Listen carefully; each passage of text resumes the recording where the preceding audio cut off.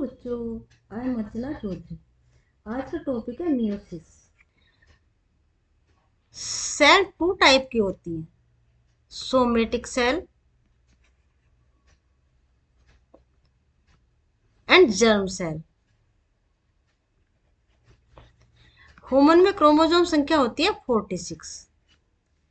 Germ cell के अलावा जितनी भी बॉडी में सेल होती है वो होती है सोमेटिक। जर्म सेल मतलब जो रिप्रोडक्शन में पार्टिसिपेट करती हैं। इसमें 40 सोमेटिक सेल में 46 क्रोमोसोम संख्या होती है, इसे बोलते हैं डिप्लॉइड। और जर्म सेल में सोमेटिक सेल से हाफ होती है, उसे बोलते हैं हैप्लॉइड।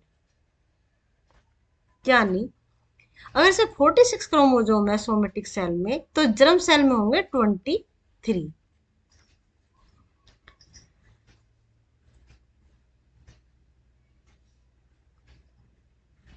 सोमेटिक सेल में जो डिवीजन होता है उसे कहते हैं माइटोसिस, पिछले लेक्चर में देखा था। और जर्म सेल में जो डिवीजन होता है उसे कहते हैं मियोसिस। मियोसिस मियोसिस डिवीजन से क्रोमोसोम की संख्या हाफ हो जाती है देन द सोमेटिक सेल। लेकिन मियोसिस की जरूरत क्यों हुई? एक्चुअली जो सबसे पहले जो डिवीजन था वो एसेक्सुअल डिवीजन था, मतलब एक ही सेल डिवाइड होके बार बार ऑर्गेनिज्म बना रही थी, वो सेम अपने समान बना रही थी। मतलब इसमें कोई वेरिएशन नहीं था, मतलब इसमें कोई वेरिएशन नहीं था। वेरिएशन क्रिएट करना जरूरी है। वेरिएशन क्रिएट करना क्यों जरूरी है? ये एडेप्टेशन के लिए जरूरी है, क्योंकि एनवायरनमेंट चेंज होता रहता है हमेशा, और उसको एडेप्ट करने के लिए वेरिएशन की जरूरत है। माइटोसिस में भी डीएनए में थोड़ा सा वेरिएशन देखने को मिलता है, लेकिन वो इतना नहीं है। म्यूसिस में क्या है, दो सेल पास में आती हैं। कोई भी दो चीज को अगर हम मिक्स कर देते हैं, मतलब ये एक चीज है, ये दूसरी चीज है, और हमने ये दोनों चीज मिक्स कर दी, तो ये दोनों का मिक्सचर हुआ ना, ये सेम नहीं हुई। मतलब कुछ गुण इसके हैं और कुछ गुण इसके हैं, इन दोनों से अलग ही ये कोई चीज बनी, क्योंकि इसमें आगे वेरिएशन। और इन वेरिएशन की वजह से एटमॉस्फेयर में एडेप्टेशन ज्यादा होता है। तो जब ये दो सेल मिक्स हो गई, मान लीजिए 46 क्रोमोजोम और इसमें भी 46 क्रोमोजोम, अगर ये म्यूसिस नहीं होता तो क्रोमोजोम संख्या कितनी हो जाती? 92 हो जाती। और अगली बार कितनी हो जाती? इसकी डबल हो जाती। तो इस तरह से तो क्रोमोजोम की संख्या बढ़ती जाती। लेकिन हमारे क्रोमोजोम की संख्या तो निश्चित है ना, फिक्स है, 46 है। ह्यूमन में कितनी है? 46 है। तो इसे मेंटेन कैसे किया जाए? इसे मेंटेन करने के लिए जरूरी है कि इस सेल में भी हाफ हो क्रोमोजोम, इस सेल में भी हाफ हो क्रोमोजोम। और जब इस दोनों सेल में ले, मतलब इसे फर्टिलाइजेशन हो, तो कितने हो क्रोमोजोम? 46 हो। फिर ये हाफ हो जाए अगली जनरेशन में, और फिर जब ये मिले तो 46 हो। इसी तरह क्रोमोजोम संख्या को मेंटेन रखने के लिए मियोसिस डिवीजन होता है। Chromosome number remain half than mother cell. Mother cell की अपेक्षा मियोसिस में हाफ नंबर क्रोमोजोम होते हैं, discovered by Strasburger in plant. Plant में इसकी खोज किसने की? स्ट्रासबर्गर ने। Term meiosis given by Farmer and Moore. Greek word meion means to less. ये ग्रीक वर्ड है, उसका मतलब है मियोन। मियोन का मीन्स होता है टू लेस, मतलब कम करना। Found only in germ cell. किसमें मिलती है? Germ cell. पिछली स्लाइड में जब हमने माइटोसिस देखा था तो उसमें इंटरफेज देखी, मतलब दो डिवीजन के बीच की जो फेज है उसको कहते हैं इंटरफेज। ठीक है, उसमें इंटरफेज डिवाइड हुआ था G1 S और G2 और माइटोटिक फेज। ठीक है, मतलब इसमें क्या हो रहा था? प्रोटीन सिंथेसिस हो रहा था, प्रोटीन सिंथेसिस। इसमें क्या हो रहा था? सिंथेसिस ऑफ डीएनए, डीएनए का रेप्लिकेशन। और इसमें भी क्या बन रही थी? प्रोटीन। और इसमें हो रहा था माइटोसिस। ठीक है, इसी तरह से इसमें भी होता है ये इंटरफेज, मतलब दो डिवीजन के बीच का जो फेज है, इंटर मतलब बीच के, उसको कहते हैं इंटरफेज। और इंटरफेज के बाद कौन सा फेज आया था? प्रोफेज। इसीलिए सुविधा के लिए प्रोफेज को भी बहुत सारे फेज में डिवाइड कर लेते हैं। ठीक है, जैसे leptotene, zygotene, pachytene, diplotene and diakinesis. 9th class में ये थोड़ा सा हायर लेवल का है ना, इसे देखने की कोई जरूरत नहीं है, लेकिन फिर भी मियोसिस में मेल एंड फीमेल सेल का फ्यूजन होता है। मान लीजिए ये एक मेल सेल है और एक ये फीमेल सेल है, इन दोनों का फ्यूजन होता है। मतलब इसमें 23 क्रोमोजोम है, इसमें भी 23 क्रोमोजोम है। मतलब मेल का जो एक क्रोमोजोम के समान ही दूसरा क्रोमोजोम, उसके पेयर का जो क्रोमोजोम है वो फीमेल सेट में है, इसे बोलते हैं होमोलोगस क्रोमोजोम। मान लीजिए एक ये क्रोमोजोम है, तो इसके समान ही दूसरा क्रोमोजोम जो है फीमेल में है। ये अगर ये क्रोमोजोम है तो इसके जैसा ही दूसरा क्रोमोजोम फीमेल में है, मतलब इसको बोलते हैं होमोलोगस। ऐसे समझ सकते हैं, ये क्रोमोजोम है, ये दूसरा, दोनों समान है स्ट्रक्चरली, दोनों समान है। मान लीजिए ये जो एक क्रोमोजोम है, अगर यहाँ पे लेंथ के लिए कोई जीन है, अगर यहाँ पे कोई लेंथ के लिए कोई जीन है, मतलब लंबाई के लिए है, तो जो दूसरा क्रोमोजोम है उसमें भी यहाँ पे लेंथ के लिए ही जीन होगी। ये लॉन्ग हो सकता है, ये ड्वार्फ हो सकता है, ये ड्वार्फ हो सकता है, लेकिन है तो दोनों लेंथ के लिए ही। जैसे अगर यहाँ कलर के लिए है तो यहाँ पे भी कलर का होगा, यहाँ अगर ब्लैक है तो यहाँ व्हाइट हो सकता है, लेकिन है तो कलर के लिए ही। तो इसको बोलते हैं होमोलोगस क्रोमोजोम। मतलब एक सेट उसका मेल में होता है, दूसरा सेट उसका फीमेल में होता है। और जो होमोलोगस क्रोमोजोम है वो रिप्रोडक्शन के समय एक साथ आ जाते हैं। इंटरफेज के बाद जो फेज आती है वो आती है प्रोफेज, ये लॉन्गेस्ट फेज है। क्योंकि प्रोफेज एक लॉन्गेस्ट फेज है, इसलिए इसको 5 फेज में डिवाइड कर रखा है। मतलब ये जो फेज है ये डिस्टिंक्टली नहीं होती है एक दूसरे से, बस इसे मतलब प्रोफेज को भी 5 स्टेज में डिवाइड कर लेते हैं: leptotene, zygotene, pachytene, diplotene and diakinesis. वैसे ये आपके लेवल का नहीं है, हायर लेवल का है, पर फिर भी थोड़ा सा देख लेते हैं। प्रोफेज न्यूक्लियस के अंदर होता है। प्रोफेज के लास्ट में ही जो न्यूक्लियर मेम्ब्रेन है वो डिसअपियर होती है। प्रोफेज में क्या है, जैसे दो सेल फ्यूज हुई थी और उन्होंने जाइगोट बनाया था, तो होमोलोगस क्रोमोजोम पास पास आ गए थे। मेल और फीमेल के जो क्रोमोजोम है जिनमें समानता है, जो एक समान है, जो होमोलोगस है, वो पास पास आ गई। जैसे ये है, ये है,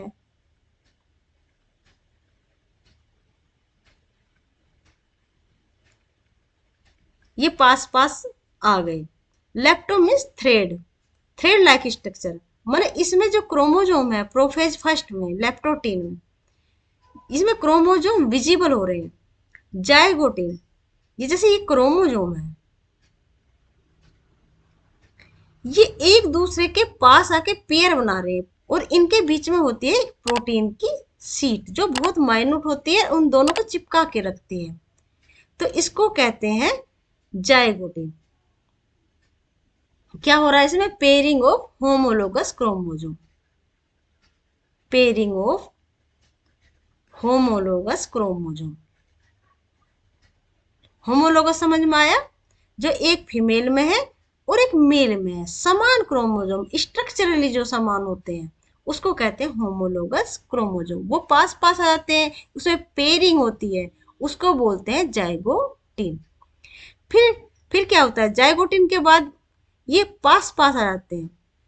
पास पास आने से क्या होता है, इनको क्रोमेटिड बोलते हैं। ये क्या है? क्रोमेटिड है। एक क्रोमोजोम के ये क्रोमेटिड है दो, एक इसके ये है, एक इसका ये है, एक इसका ये है और एक इसका ये है। क्योंकि ये पास पास आ जाते हैं, तो पास पास आने से क्या होता है, गुण तो ट्रांसफर होते हैं ना एक दूसरे के, तो ये दोनों ऐसे मिल जाते हैं।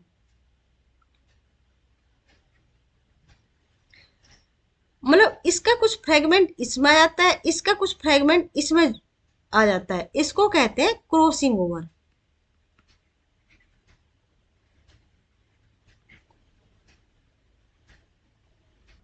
तो क्रॉसिंग ओवर किसमें हुआ? पैकेटीन में। फिर जो आती है डिप्लोटीन। डिप्लोटीन मीन्स जो ये क्रोमोजोम है, एक क्रोमोजोम ये है होमोलोगस, और एक क्रोमोजोम ये है। ये जो जुड़ गए थे ना आपस में, ये एक दूसरे से हटना शुरू हो जाते हैं। तो जब ये हटना शुरू हो जाते हैं तो इसका कुछ पीस इसमें आ जाता है और इसका कुछ पीस इसमें आ जाता है। ये ऐसे समझ सकते हैं, ये बड़ा बना लेते हैं थोड़ा सा। ये है जो इसका ये पीस जो ये आ रहा है ना यहाँ, ये तो जो है इसमें मिल जाता है, और इसका जो पीस इसमें आ रहा है ये इसमें मिल जाता है। मतलब ये पीस इसका हिस्सा बन गया और इसका पीस इसका हिस्सा मिल गया। तो इसको कहते हैं रिकॉम्बिनेशन। रिकॉम्बिनेशन रिकॉम्बिन रिकॉम्बिनेशन मीन्स री मीन्स दोबारा से, कॉम्बिनेशन में जो कॉम्बिनेशन बनता है, तो रिकॉम्बिनेशन किसमें बनता है? डिप्लोटिन में। फिर जो ये है, ये दोनों क्रोमेटिड अलग अलग होना शुरू करते हैं। जैसे कोई चीज ऐसे है, क्रॉस बन रही है, तो ये जब दोनों ऐसे अलग अलग होते हैं तो ये जो हिस्सा है ये खींचना शुरू हो जाता है बाहर की तरफ, और ये अलग अलग हो जाते हैं। इसको बोलते हैं टर्मिनलाइजेशन। तो डाइकाइनेसिस में क्रॉसिंग ओवर हो चुका होता है डिप्लोटिन में, और दोनों क्रोमेटिड हो जाते हैं अलग अलग। मतलब कुछ हिस्सा इसका इसमें आ जाता है, कुछ हिस्सा इसका इसमें आ जाता है, दोनों में रिकॉम्बिनेशन बन जाते हैं। ये होता है डाइकाइनेसिस में। प्रोफेज के बाद जो दूसरा फेज आता है नेक्स्ट, वो होता है मेटाफेज। मेटाफेज इसमें जो है न्यूक्लियर मेम्ब्रेन जो है वो डिसअपियर हो जाती है, और दो क्रोमोजोम जो होमोलोगस क्रोमोजोम थे वो इक्वेटर पे आते हैं। इक्वेटर मतलब बीच में। एक क्रोमोजोम ये और दूसरा क्रोमोजोम ये, मान ले दो क्रोमोजोम है, और इसका होमोलोगस क्रोमोजोम इधर हो जाता है इक्वेटर के दूसरी साइड, और दो सेंट्रोजोम अपोजिट साइड आते हैं, और सेंट्रोजोम से क्या बनते हैं? स्पंडल फाइबर, और ये स्पंडल फाइबर दोनों क्रोमोजोम से ऐसे अटैच हो जाते हैं। जहां से ये अटैच होते हैं, जैसे मान लिया इस पोजीशन पर अटैच हो रहे हैं, तो इसको बोलते हैं नीटोकोर। नीटोकोर ये जो प्रोटीन से बनी हुई एक सीट लाइक स्ट्रक्चर होती है जो स्पंडल फाइबर को जोड़ती है। ये होता है मेटाफेज स्टेट। मेटा मीन्स होता है बीच में, मेटा का मीन्स ही बीच में होता है। जब क्रोमोजोम होते हैं ना, होमोलोगस क्रोमोजोम होता है, वो इक्वेटर पर बीच में अपने आप को अरेंज कर लेते हैं। ठीक है। नेक्स्ट जो फेज आता है एनाफेज, इसे बोल सकते हैं मेटाफेज फर्स्ट, एनाफेज फर्स्ट। जो ये स्पंडल फाइबर है एनाफेज में सिकुड़ना शुरू हो जाता है, कॉन्टेक्ट करना शुरू हो जाता है। मतलब ये जब ये कॉन्टेक्ट करेगा तो ये क्रोमोजोम को इस तरफ खींचेगा, खींचेगा, ये इसको इस तरफ खींचेगा, तो ये क्रोमोजोम इधर और ये क्रोमोजोम इधर। तो एनाफेज में क्या हो गया, बना लेते हैं एक बार। ये क्रोमोजोम है, एक ये क्रोमोजोम है, दूसरा इसका होमोलोगस क्रोमोजोम इधर है, और इसका होमोलोगस क्रोमोजोम इधर है। सेंट्रोजोम से स्पंडल फाइबर इधर जुड़ा, वो इसको खींच रहा है, किसको? क्रोमोजोम को। ये दूसरे क्रोमोजोम को इधर से खींच रहा है, तो ये एक दूसरे अपार्ट हो रहे हैं, एक दूसरे दूर हो रहे हैं। एक क्रोमोजोम इधर चला गया और एक क्रोमोजोम इधर चला गया। नेक्स्ट फेज जो होती है वो होती है टीलोफेज।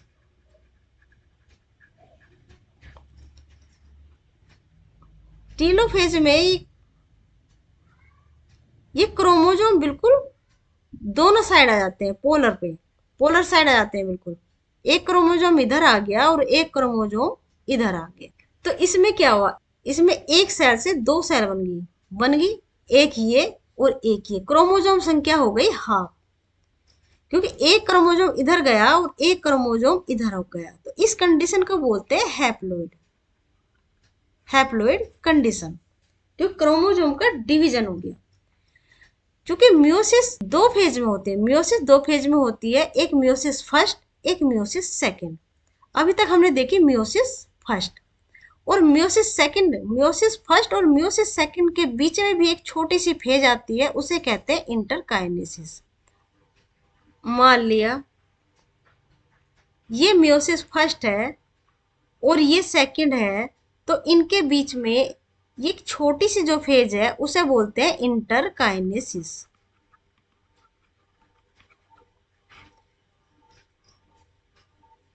इसमें डुप्लीकेशन ऑफ डीएनए नहीं होता है, डुप्लीकेशन ऑफ डीएनए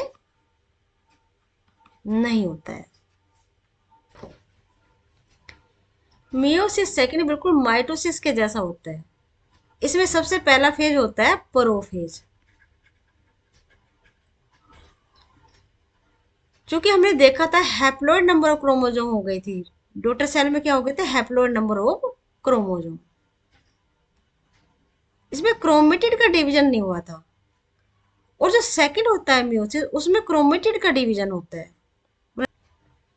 मतलब क्रोमोजोम का डिवीजन नहीं होता है, क्रोमेटिड का डिवीजन होता है।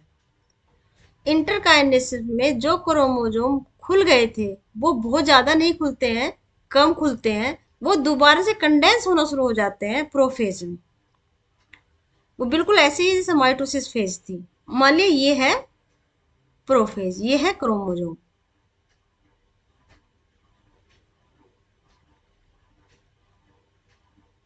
ये क्रोमोजोम अपने आप को इक्वेटर पे अरेंज कर लेते हैं ऐसे, और सेंट्रोजोम से जो स्पंडल फाइबर निकलते हैं वो इसके नीटोकोर से चिपक जाती है। नीटोकोर चूंकि इसमें जो है दो साइड होती है।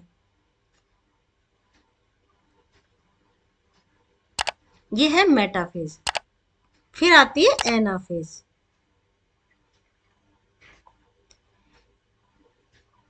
एक क्रोमोजोम से जो स्पंडल फाइबर जुड़े थे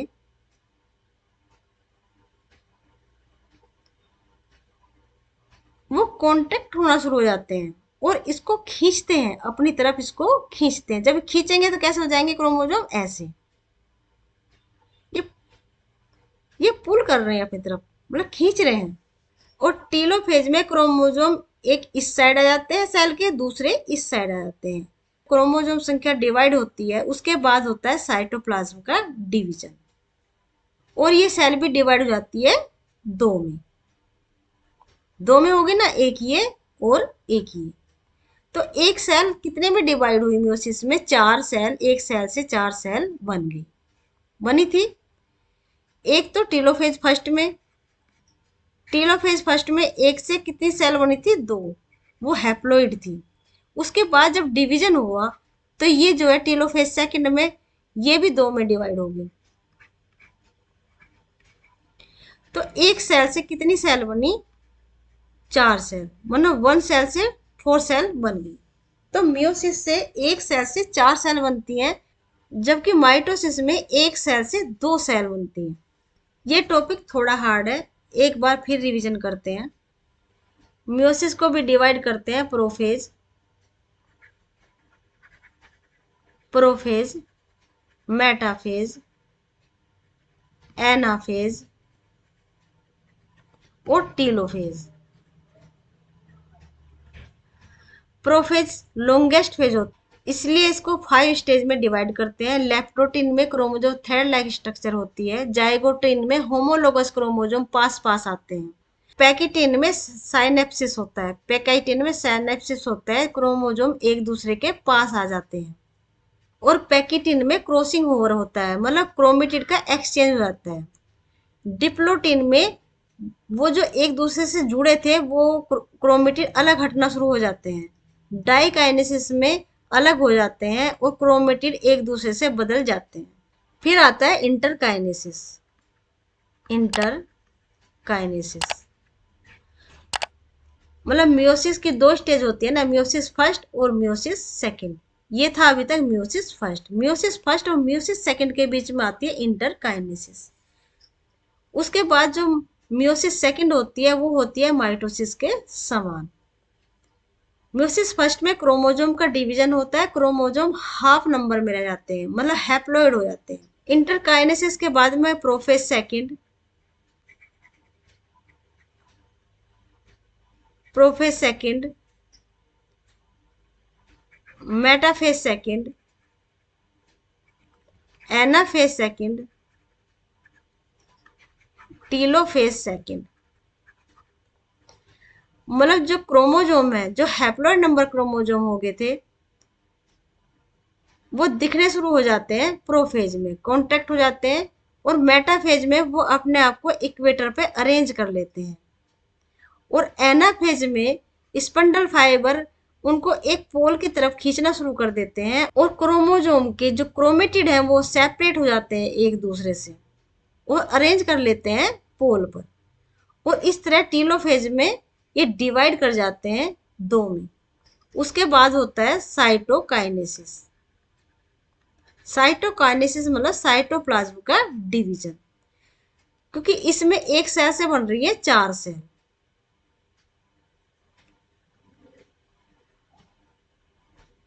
एक सेल से चार सेल बन रही है, तो साइटोकाइनेसिस के द्वारा, साइटोप्लाज्म के डिवीजन के द्वारा ये चार सेल बन जाती हैं अलग अलग।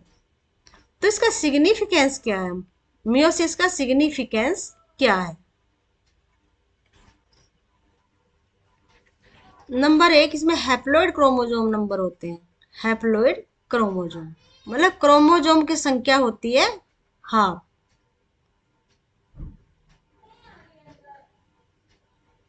नंबर दो, वेरिएशन। मियोसिस से आती है वेरिएशन थ्रू रिकॉम्बिनेशन से। ठीक है बच्चों, आज का टॉपिक हम यही खत्म करते हैं। मिलते हैं नेक्स्ट टॉपिक में। तब तक पढ़ते रहिए, मेहनत करते रहिए और खुश रहिए।